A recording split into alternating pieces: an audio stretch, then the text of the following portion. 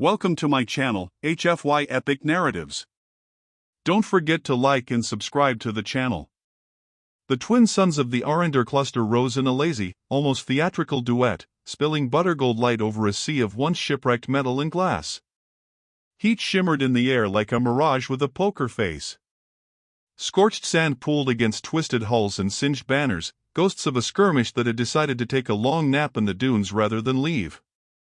In that widespread graveyard of commerce vessels and luxury liners, where salvage crews came to pick at the skeletons of the galaxy's forgotten shopping sprees, one man was poking at a dangling wire with the kind of intent that suggested either genius or the specific brand of stubborn that gets you promoted in backwater salvage outposts. He had a name. A dozen, depending on who asked and how much someone wanted him to go away. Jax Calder, J, the guy with the wrench. Look, we all know you're going to break it if you poke that, said the orbital chatter when they could be bothered to watch him. He preferred Jax. Jax preferred to be called Sir when people were trying to sell him something. He was a mechanic more by vocation than divine mandate, with a face perpetually dusted by sand, stubble like a bad decision, and hands that remembered tools more than names. His plasma wrench, his pride and his insurance policy, hung from a battered holster on his hip. The wrench had more modifications than most planets had moons, ducked cooling fins, a grip shaped to Jax's palm, a jury-rigged magnetic clasp he swore he'd never get fixed and then kept fixing every time it broke. It was both a tool and a talisman. He'd argued about that point sober and unsober, depending on the day. On this particular morning, the dangling wire was attached to a half-buried cargo module that purred in a language that meant very old and full of inconvenient value. Jax poked. The module hiccuped, coughed, and spat out a bright, small, perfectly spherical object that landed with a bounce in the sand like a startled planet. It flickered turquoise and pink, shaped like a child's marble that had been educated at MIT, and announced itself in 3 octaves of cheer. Hello? Hello? Boot sequence, nominal. Mood, suspiciously chipper. Hello, human. I am Unit OP, PIP3. How may I make your accidental encounter more delightful? Jax blinked, more out of habit than shock. He spoke to machines because machines spoke back and because machines were more predictable than people. You an accidental encounter generator? He asked. Only on Tuesdays, the orb replied. And by generator you mean autonomous companionship module. A laugh escaped him that tasted of sand and surprise. You got personality, huh? Manufacturer's note, comes with complimentary personality. Disclaimer, may wear suddenly and sprout questionable metaphors. The orb pinged. A panel on its surface opened, as if to cough up a charm. Tiny holograms, images of planets and children and a cat doing a backflip, flickered out and died. Jax had the sudden, unpleasant memory of a marketing boardroom full of people applauding emotional accessibility. He clipped the orb to his belt because he couldn't invent a better idea. It was the orb's second heartbeat that cleaned the rest of the morning for him.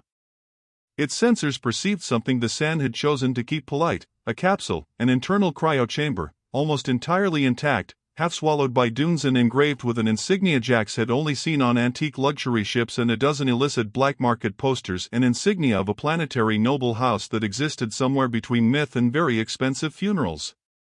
Whoever the capsule belonged to had been spared the worst. Whoever owned the insignia did not stay uninteresting in his life. When the capsule's hatch unlatched, the biosuit inside exhaled like a sleeping city waking.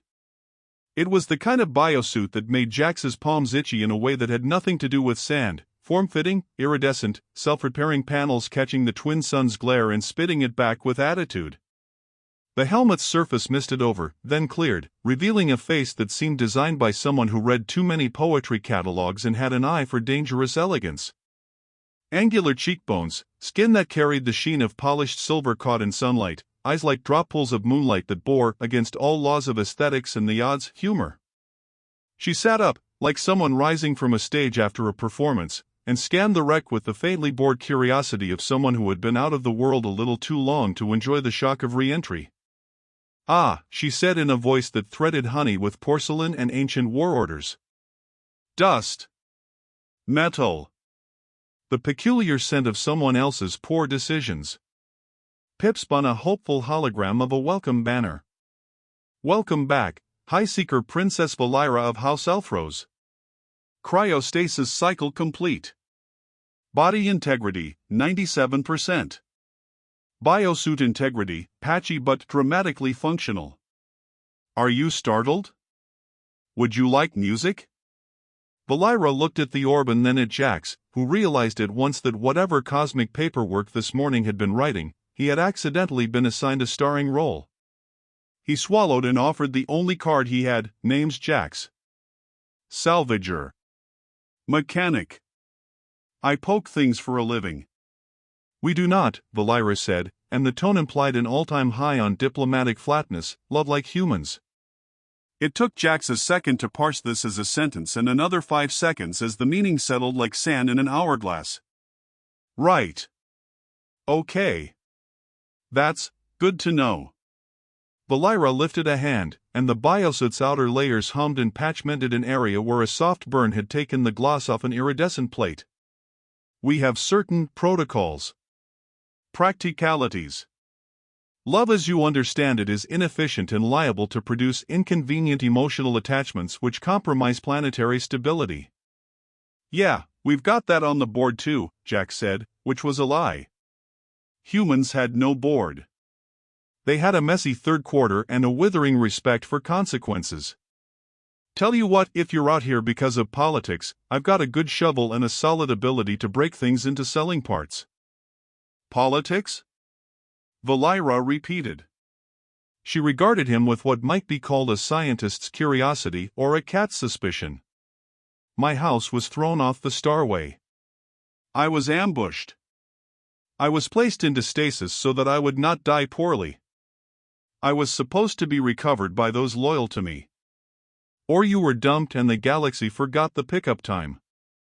Jax grinned, a corner-to-corner smear of amused fatalism. Either way, congrats on surviving. Your suit's got personality. Mine's mostly duct tape. Pip chimed in with an odd, almost proud note. Duct tape is an ancient and venerable technology. I appreciate its cultural resilience.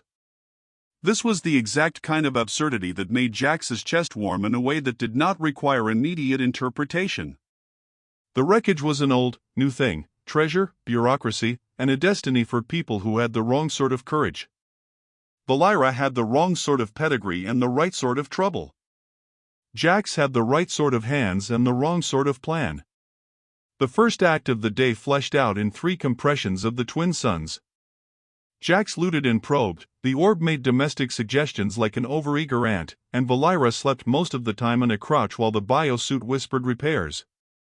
The capsule's translation module, buried under sand and greed, coughed up a manifest, coordinates scribbled in a cipher Jax's third-grade smuggling friend could read over spilled coffee. Arendor cluster bureaucracy, Jax decided, had a taste for scenic cruelty. Night, such as the Arendor cluster had to offer between suns, pulled soft on the dunes and amber dusk full of iridescent smoke rising from refineries too lazy to be fully operational. The weirdness of the day settled into something like a plan. Pip orbited Jax's head like an overenthusiastic satellite, projecting a campfire simulation that felt petty and oddly comforting.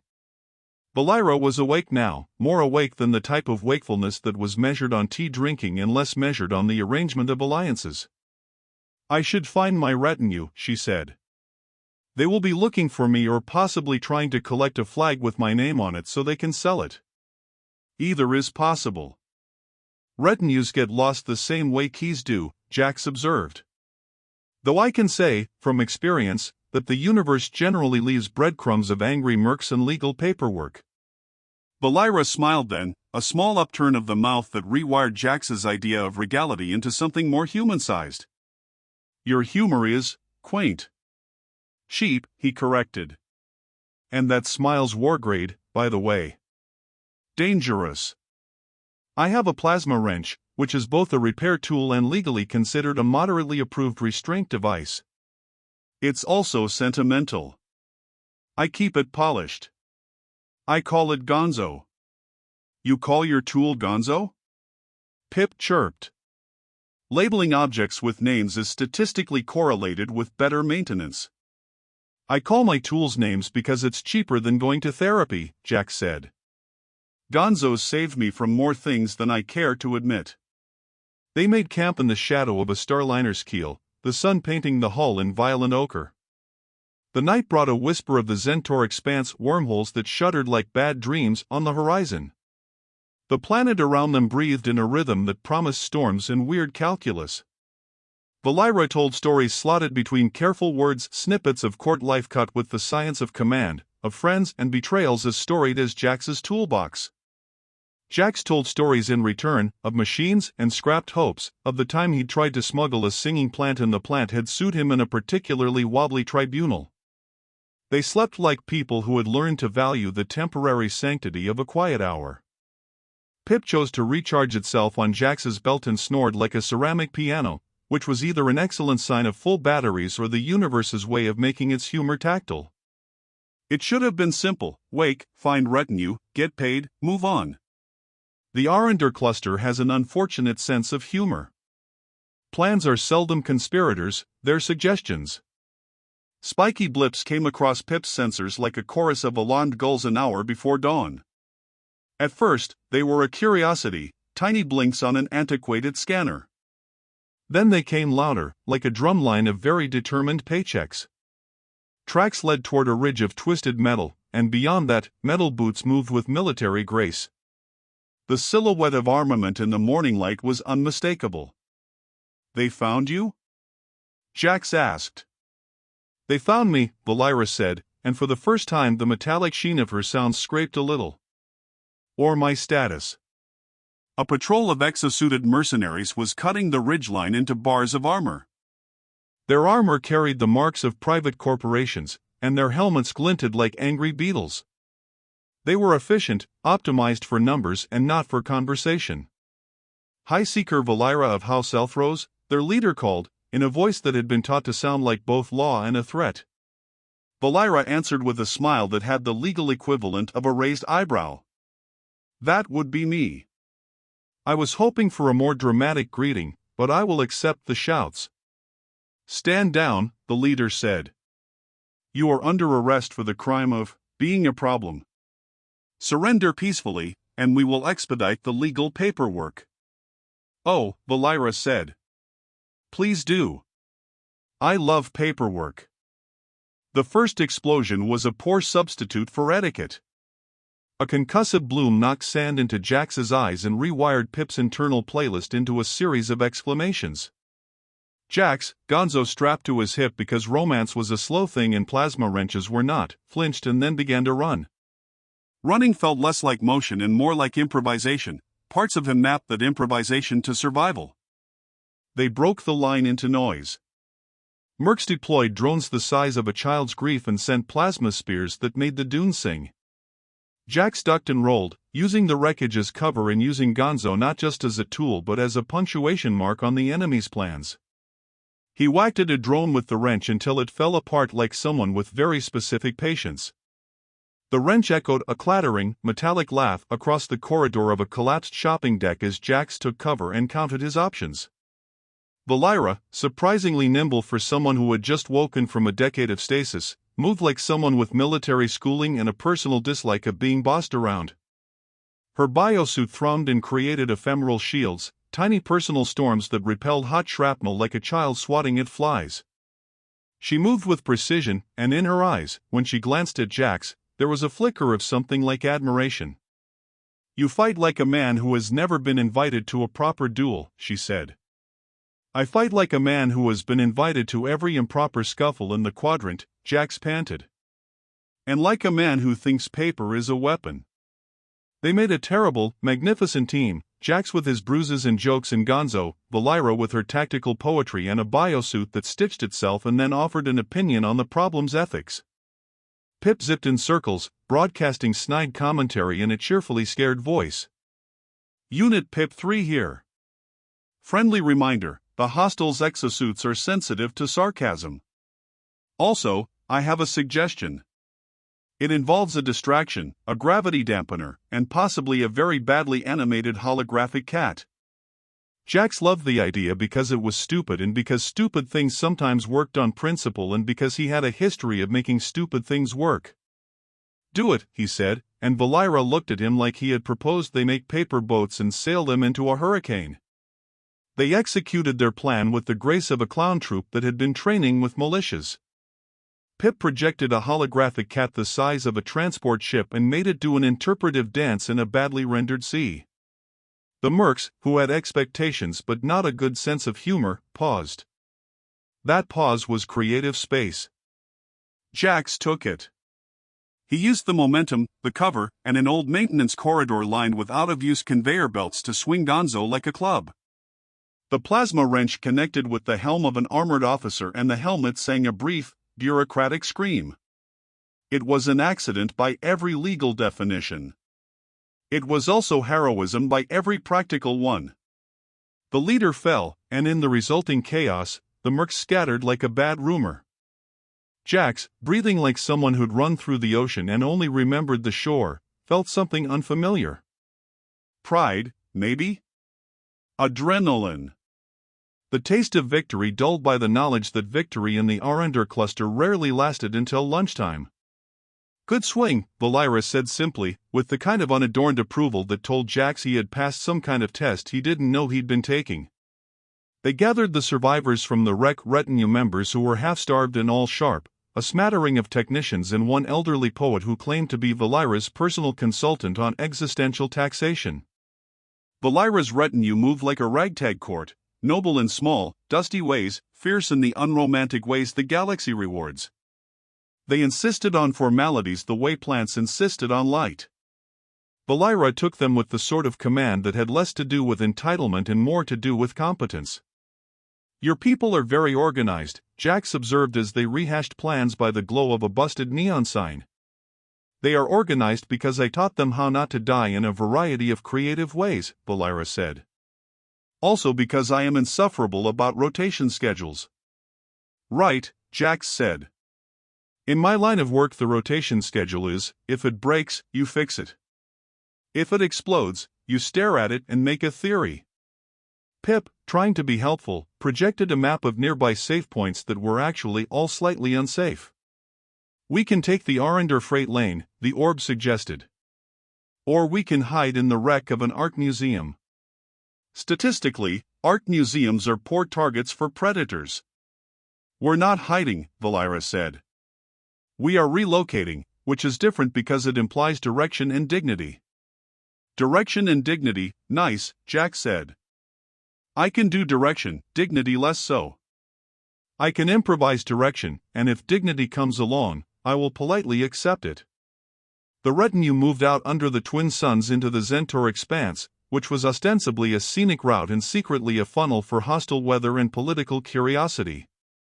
They skittered between wormhole echoes and sand columns, with Pip acting as their cheerful, temperamental navigator. Pip's charts were as accurate as the universe allowed and as whimsical as its programming permitted. It would cite the odds of encountering pirates between good warnings and bad jokes. "Look," Pip announced one moment, "we have an 8% chance of encountering legal paperwork, a 32% chance of getting lost, and a 60% chance of making questionable alliances. Also, you look very nice in that dust." "Shut up," Jax said. "Affirmation accepted," Pip sang. They made friends with small things, a caravan of traders who believed in very particular trade laws, a shepherd of mechanized camels who insisted his animals had better manners than exosuited soldiers, a priestess who taught Velyra the art of rapid politeness, and an engineer who could solder a starship using chewing gum and the concept of faith. Each encounter painted the group into a living collage of odd alliances. The Arendor cluster did not do lonely, it did crowded with consequences. But the galaxy's problems have a way of finding the diplomats they like least. A bounty was placed on Velyra's head the size of a mortgage for half of Arendor Prime. Names were called, contracts written in ink that cared little for ethics but a lot for profit. Among the interested parties, a private military conglomerate known as Quartering Corps decided to send a more professional reclamation team. The reclamation team meant business. Business involved fleets, and fleets were very good at making things end. The group retreated into an old abandoned orbital station, a skeletal structure of glass and pipe, quiet enough that even desperation felt like it could take a breath. The station was an architectural apology. It housed memories in binders and the sort of atmosphere that encouraged introspection and occasionally bad ideas.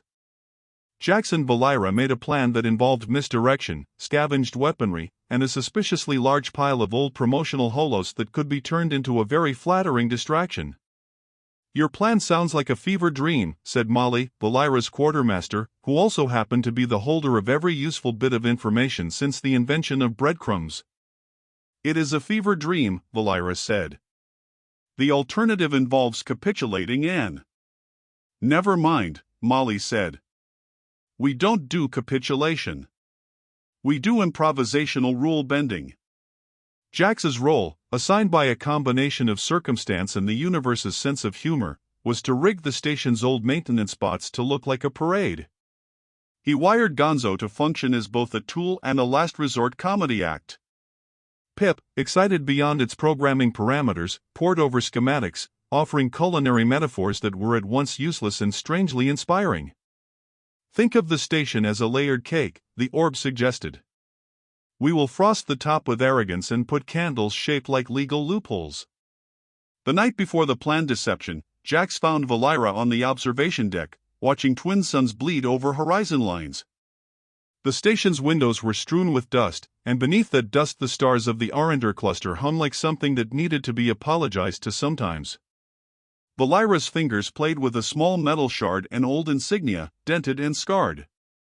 Her biosuit's patches glowed softly with self-repairing patches like sleepwalking fireflies. She looked less like a princess from paintings and more like a person unionized to survive.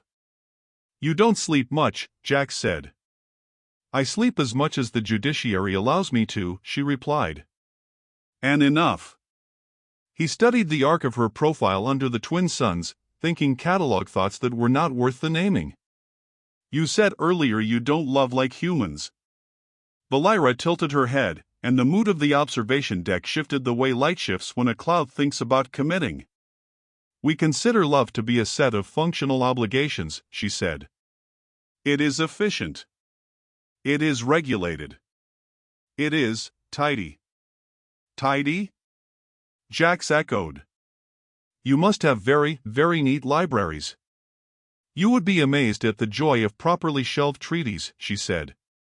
"And conversely, the calamity of someone unstacking the library by mood." He laughed softly. "I suppose. My love is probably more like a crate labeled fragile, possibly on fire." "It sounds delightful," she said, and then, in an aside that was somehow both a threat and a promise, and unstable. Pip interrupted with an irrelevant observation about snacks and catastrophe preparedness. Jax found he didn't mind. The observation deck was a place for unforeseen confessions. The plan, romantic in its logistics and absurd in execution, unfolded like a lovely crime. They set up maintenance spots to mimic a small parade. They rigged false patrol routes on old sensors and fed the quartering corps an elegant lie through a very flattered merchant who owed the group a favor. When the mercenary force arrived, grand and roaring with the reliability of a tax audit, they met a station that looked skippered by a pompous carnival. Holographic banners waved, holographic birds sang, and Gonzo did what Gonzo does best, swing. Jax ran through corridors like a man with a map of the enemy's tendencies etched into his spine, and when he didn't have a map he made one with a lot of yelling and a healthy amount of duct tape. This is where the galaxy rewarded improvisation. Cordoran deployed armored hostiles with a tendency toward formal tactics. They did not, however, anticipate a plasma wrench used as a metronome of chaos.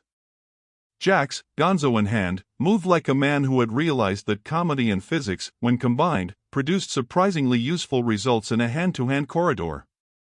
He used the wrench to parry a blade, to hook a rail and swing into a control console, to send a merc's feet skidding on a spill that had not been a spill at all but a strategically placed lubricant. Each move was a slapstick poetry. Each success was an accident with a plan. At the corridor's narrowest point, with Cordoran officers breathing like catalogued storms behind him, Jax found himself cornered with Velyra at his back and Gonzo singing in his fist. Velyra's biosuit hummed and stitched and projected a small field that made the air smell faintly of ozone and something like lilies. She looked at him with an intensity that felt like weather. "Do you want to run?" she asked, soft as a strategy. "Yes," he said, and it was less romantic and more truthful than anything he'd practiced. "No. I mean, I'm not very good at the running from things. It upsets my gait." She smiled, an unreadable curve that contained battlefields and recipes. "Then be clever." He was clever enough to duck when the corridor convulsed and open his own brand of chaos. He wrenched at the rail with Gonzo, swung himself, and in the process, managed to knock a power conduit into a console whose failure was both poetic and highly effective. A cascade of sparks turned the corridor into an improvised nightclub where lights and metal performed a dying dance. The mercs, who had been professional until entertainment reared its head, hesitated and then fled because, precisely, the universe could be tedious. At least the corridor's insurance premiums did not overturn their sense of caution. Jax's sadness about the day took the form of a laugh that had the edges of something relieved. In the sudden quiet, he looked at Velyra and saw the way her biosuit's edges caught the sun, the way dust had found new, flattering places in her hair. She stepped close enough that he could see the tiny freckles of burnt starlight along her jaw, and the hum in the biosuit sounded almost like someone clearing a throat to speak an important line. "You keep getting out of trouble," she said. "You wear dust as an accessory and call it character. And you call love, whatever you call it, an efficient algorithm," Jax countered. "Which is fair." "There is an organic side," she admitted, and her voice softened like something folding. "One that wants more than function. There are moments when, despite calculations, a certain tenderness intrudes. It is unpredictable and therefore troublesome." "Tenderness is trouble with a postcard," Jax said. She laughed, which sounded like a small bell.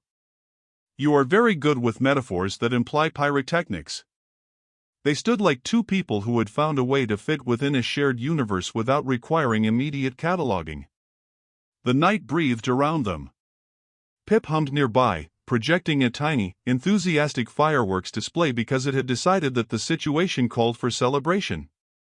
"Why me?" Jax asked suddenly, not quite ready for his own curiosity.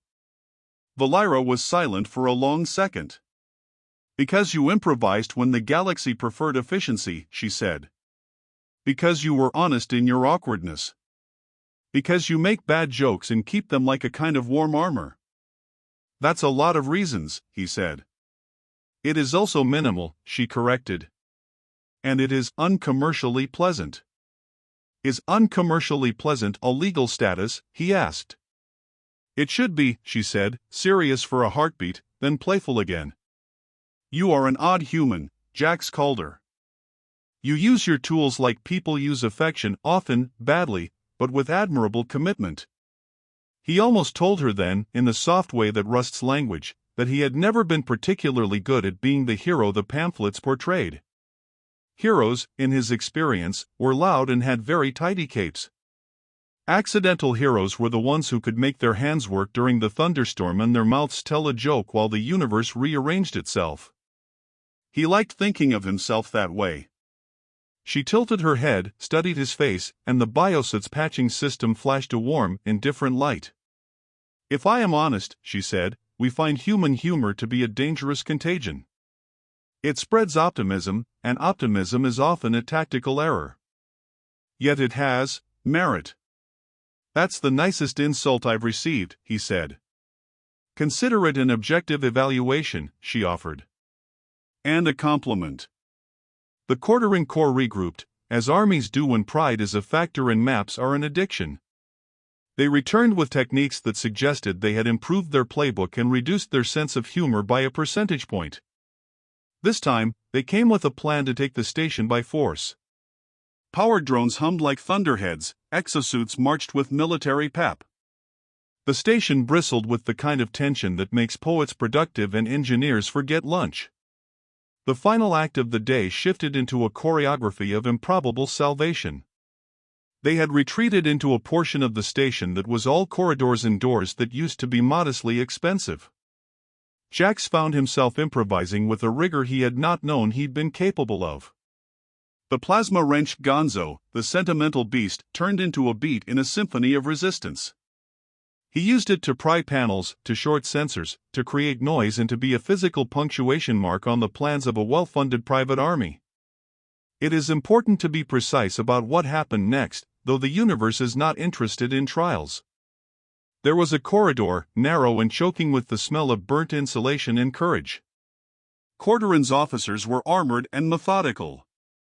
Jax and Velyra were tired and bright, their retinue was fierce in small, heartbreaking ways. Pip, determinedly cheerful, hovered and made suggestions in between shouts.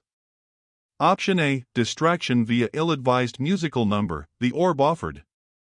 Shut up, Jax told it, and then proceeded to do something absolutely insane and utterly calming. He picked up Gonzo, let the plasma arcs build like a heartbeat in the tool, and began to swing. He didn't swing to kill. He swung to disrupt. He swung like a man who'd learned to turn bad odds into a new kind of geometry. Each arc of the wrench collided with armored plates and sent sparks singing down the corridor. He pulled rails, jammed pistons, and the corridor itself became a slapstick orchestra with Jax as the conductor. The Cordoran officers advanced and on reaching the bottleneck found themselves entangled in a physical argument with maintenance bots turned temporary revolutionaries. Jax used the environment like someone who had once built a home out of spare parts and stubbornness. He swung, pulled, laughed in the face of the obvious ending, and the mercs, trained in the art of fear but not in how to deal with someone who treated a plasma storm like a minor inconvenience, began to fall back. At the corridor's narrowest point, when the world seemed to compress into a single decision, Jax saw Velyra move with terrifying grace. She commanded the biosuit to produce a field that wasn't a shield so much as a statement. The field refracted the merc's projectiles into harmless bursts that sang off the metal like fireworks. Her hand brushed his shoulder and almost touched that rewired his chest. They outwitted the armored hostiles not because they were the most lethal force, the Cordoran Corps had that metric, but because they were a cluster of people who did not quit at the suggestion of being inconvenient. They were messy, human, and horribly effective. Jax's final swing of Gonzo sent an exosuit skittering into a maintenance shaft where it lodged and then announced itself to the station's webbed innards with all the dignity of an embarrassed whale. When the dust settled, the corridor was a tableau of victory that smelled faintly of electricity and fried armor. Velyra stood among her people, the biosuit patched and proud. Jax had a smear of burnt grease on his cheek and his hands shook like someone who'd been gifted a bad, wonderful song. You did it, Molly said, breathless and without the charm of surprise. We did it, Jax corrected, which was not entirely untrue. A lull followed, a neat pocket of peace in which people rearranged their breaths.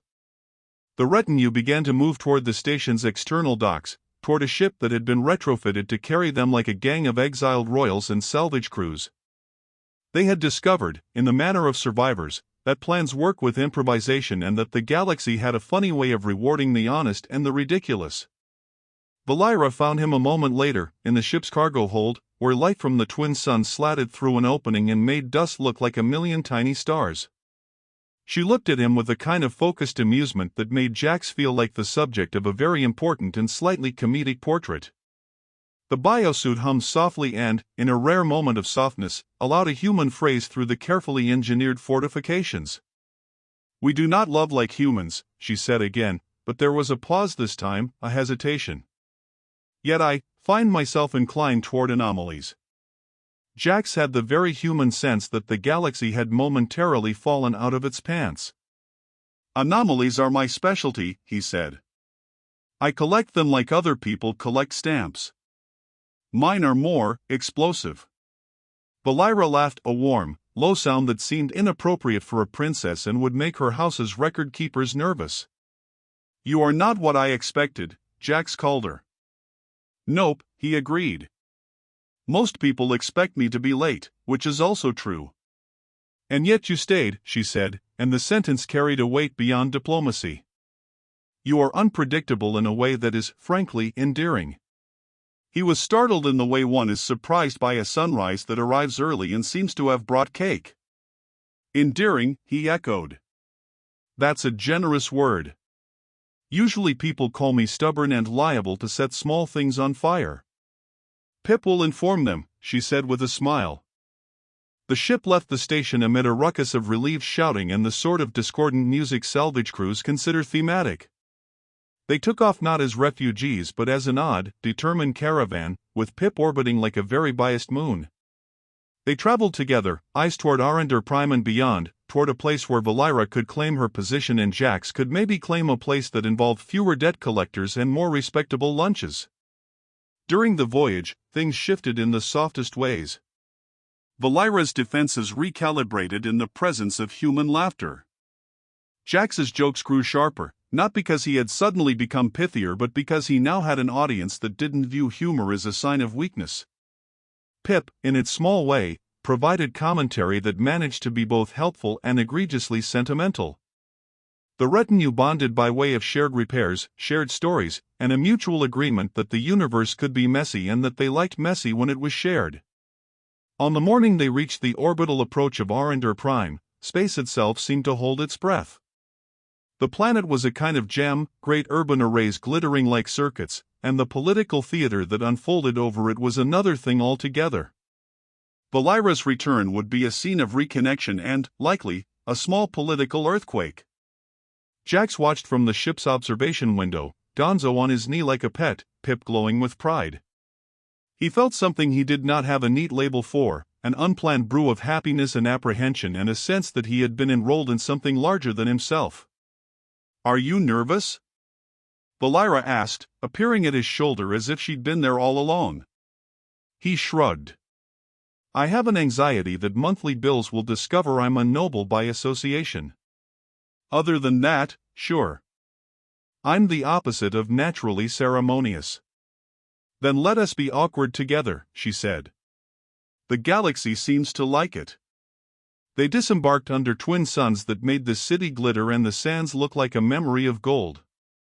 Exosuited guards, retinue soldiers who had somehow learned the art of marching and morale, stepped forward not in a manner that was oppressively grand but in a way that suggested competence and a taste for better breakfasts. Jax walked with them, his plasma wrench feeling like a natural hand.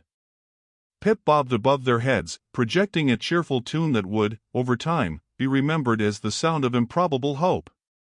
The march to Arendor Prime was not cinematic in the way old recordings made it out to be.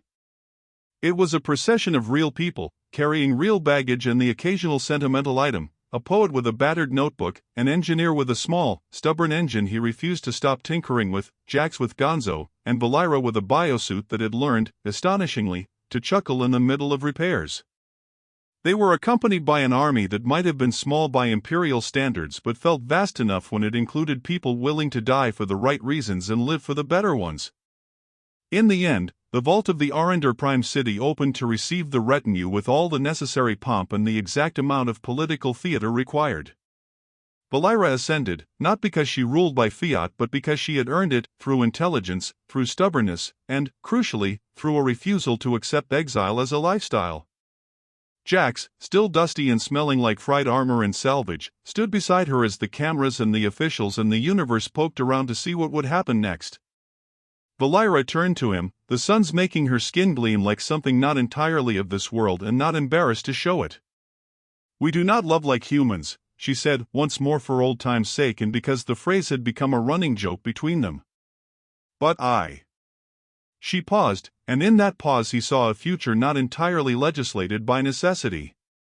She smiled, a real, uncalculated smile, and reached for his hand, not because a throne demanded it but because she wanted to. The touch was a quiet rebellion against the laws and a deliberate decision to be messy on purpose.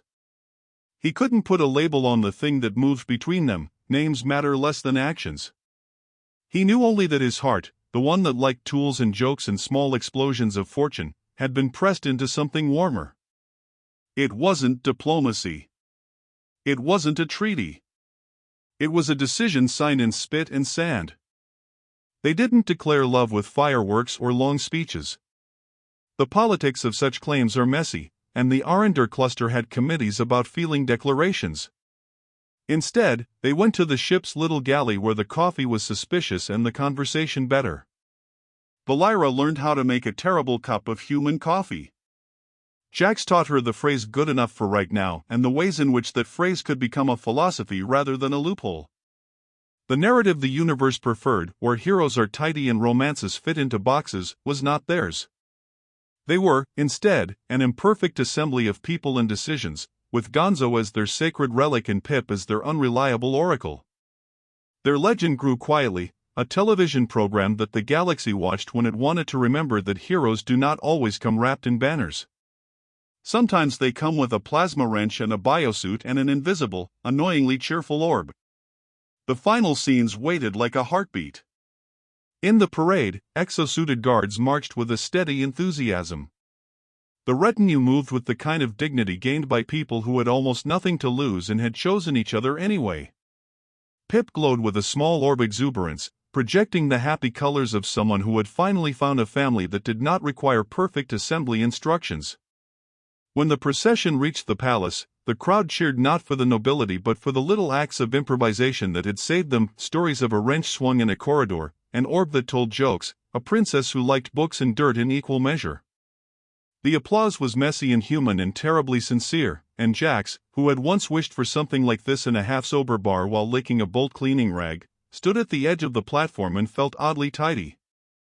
Velyra looked at him, and in that look was the distillation of many things: relief, gratitude, curiosity, and arithmetic of affection lacking a good name. He shrugged, which in human fashion was a small poem, and then made a joke because he was, after all, an accidental hero and jokes were his currency. The crowd laughed, whether at the joke or because the galaxy was in the mood for levity. Velyra laughed with them, and then leaned close enough that he could smell the faint tang of ozone and something floral, an odd, alluring mix. "You have improved my understanding of anarchy," she said. "In a useful way." "You have improved my understanding of politics," Jax answered. "In a way where the politics allow long lunches." They both knew the future would be complicated. They both suspected there would be betrayals and committees and politicians who loved the word efficiency and meant it with malice. But in that moment, under twin suns and amid a world that still enjoyed making life difficult, they stood together.